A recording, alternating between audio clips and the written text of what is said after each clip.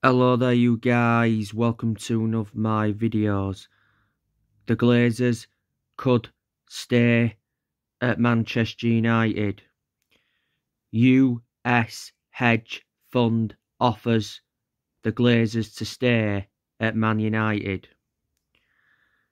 This is Elliott management. The Glazers have been promised the financial backing to remain the owners. The Glazers will not sell Manchester United for less than £6 billion. Sir Jim Ratcliffe and Qatar have put bids in, believed to be around £5 billion.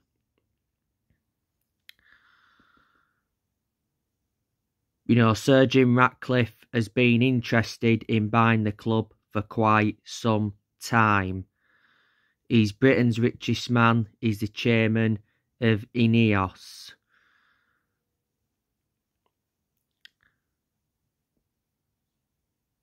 But, we've got to get the Glazers out of Manchester United.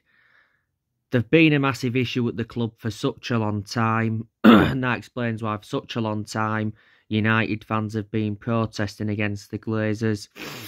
The Glazers have owned Man United for, 17, 18 years now. They bought the club for around 790 million back in 2005. It was November last year the Glazers announced that the club was up for sale, and since then Man United have had a lot of interest.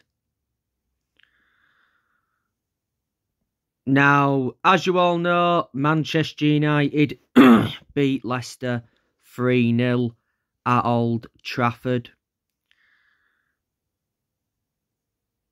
Manchester United did not start the game well. As Erik Ten Hag said, he said it was a rubbish start. And then he said that he's not thinking about the title race. Leicester, had some good chances. De Gea made 2 good saves to deny Iheanacho and Harvey Barnes. As soon as Man United got that first goal, Manchester United ran riot against Leicester at Old Trafford.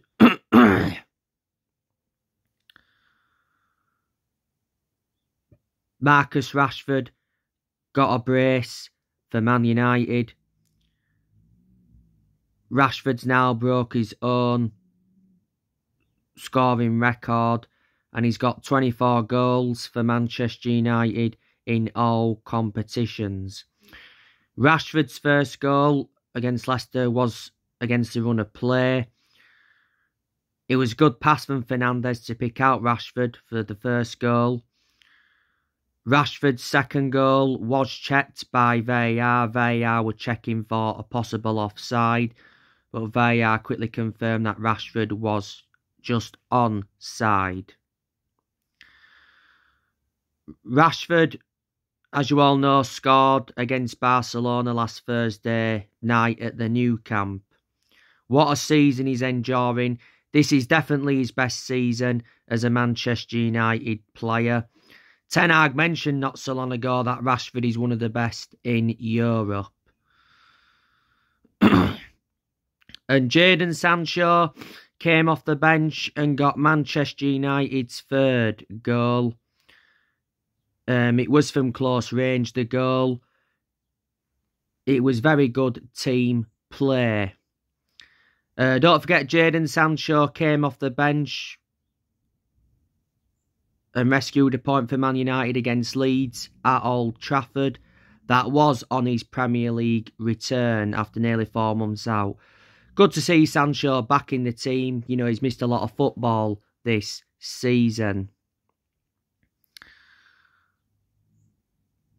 Ten Hag mentioned that Sancho is heading in the right direction. Bruno Fernandes provided 2 assists in the game. You know, he's playing well, Fernandes, at the moment. You know, he looks a far superior player without Ronaldo in the team. Revert back to when Ronaldo was at Man United, though. We couldn't get the best out of Bruno Fernandes. And Fred got an assist in the game yesterday. I've got to say, Fred played very well against Barcelona last Thursday night. You know, Man United could have had more than 3 goals in the game. You know, Wout Weghorst missed a sitter. His finishing's really poor. He had a very good chance against Barcelona last Thursday night. He should have converted that, but he didn't. Weghorst has only scored 1 goal for the club so far. Delors had a very good opportunity as well in the game. He, of course, missed the game against Barcelona last Thursday because we put Wan-Bissaka right back in that game. Delors just returned from injury not so long ago. Lisandro Martinez had a good chance in the game. He hit the crossbar, so he was unlucky not to score. Martinez has 1 goal for the club so far, and that came in the 3-2 defeat to Arsenal at the Emirates. What an impact he has made.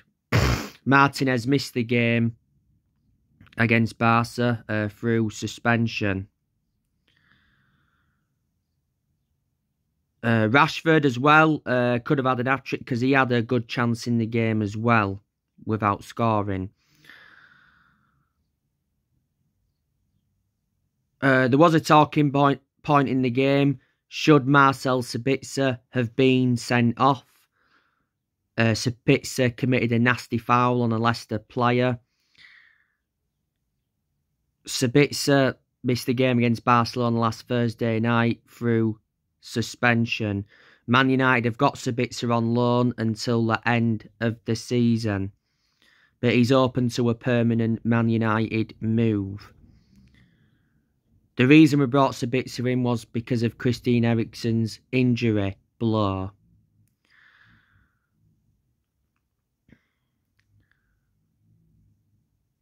Harry Maguire didn't play any part yesterday.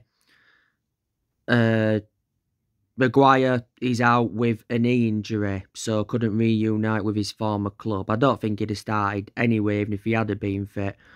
Maguire, though, did start in the game against Leeds at Ellen Road. That was his first start in the league since January the 3rd. He's up for sale, Maguire, but he'll lose Man United 40 million if he leaves in the summer, as expected.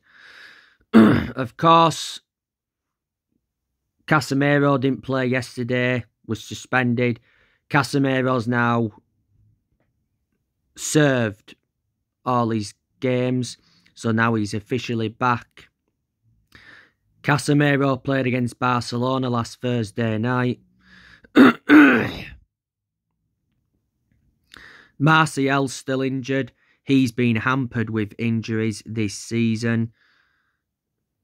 McTominay's out with a knock. Antony's still injured. Van der Beek's out for the rest of the season. Well, he's squad player anyway, won't get in the team. So they're the players Man United have got missing. But reflecting on that win against Leicester, Manchester United have closed the gap. Man United are 5 points behind Arsenal and 3 points behind Man City.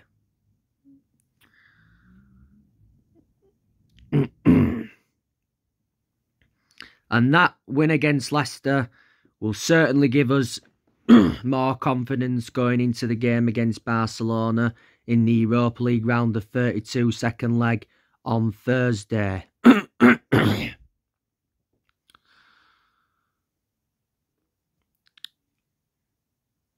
But I've got to give Erik ten Hag a lot of credit. He's doing really well as Manchester United manager. You can see the progress he's made. You know, he's got us to the Carabao Cup final,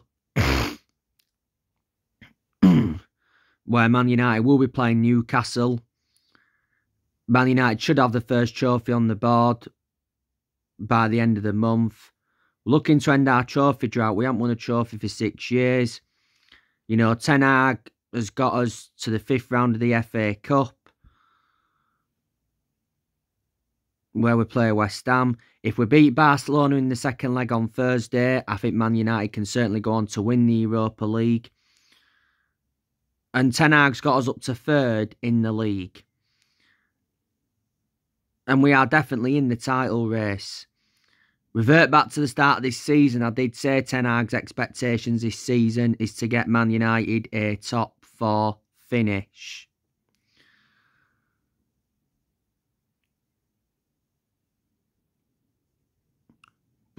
But he's certainly our best manager since Ferguson. But the thing that's frustrated me, it's took Ten Hag...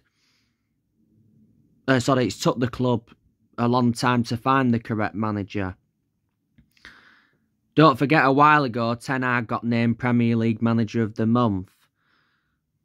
He got appointed in as the Man United manager in April 2022, which was last year. So he's been the United manager for around 10 months now, is it? He's under contract with the club until 2025, and he's Man United's 5th permanent manager since Ferguson. Ten Hag has brought players in.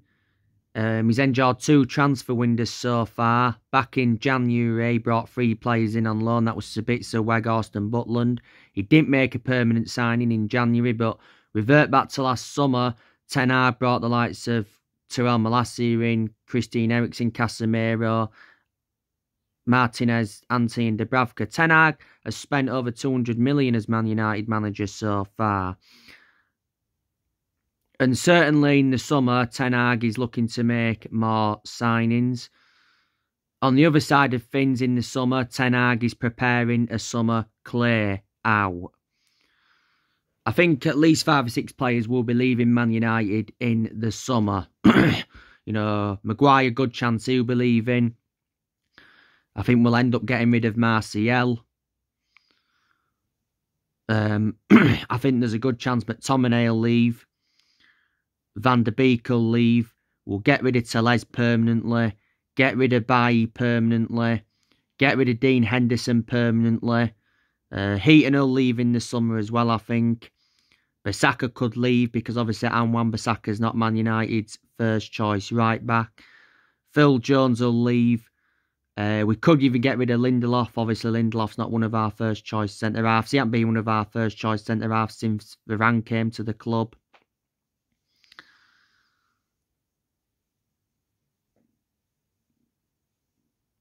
So there you go.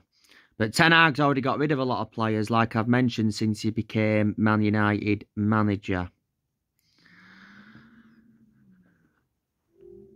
Don't forget, Ten Hag was the one that recommended Mitchell van der Gaag and Steve McLaren to the club. Revert back to when Ten Hag was the Ajax manager, though. He did really well because he developed the young players well. He won Eredivisie titles. He won some Dutch Cups. And in 2019, he guided Ajax to the Champions League semi-finals. As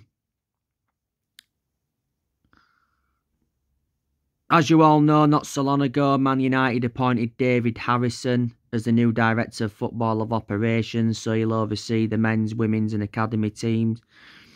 27 years after leaving Old Trafford for Goodison Park, Man United are getting David Harrison from Everton. We've obviously got Benny McCarthy at the club. Like I mentioned, we've got Mitchell van der Gaag, Steve McLaren. We have Richard Arnold, John Murtough. The Glazers are still at Man United. But hopefully they will be gone by Easter.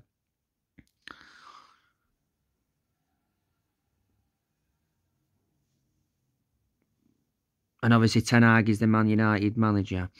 So anyway guys, on my next video, I'll be giving you a preview for the United-Barcelona game. Drop your comments, likes below on the channel if you do. Consider subscribe as always and take care. God bless.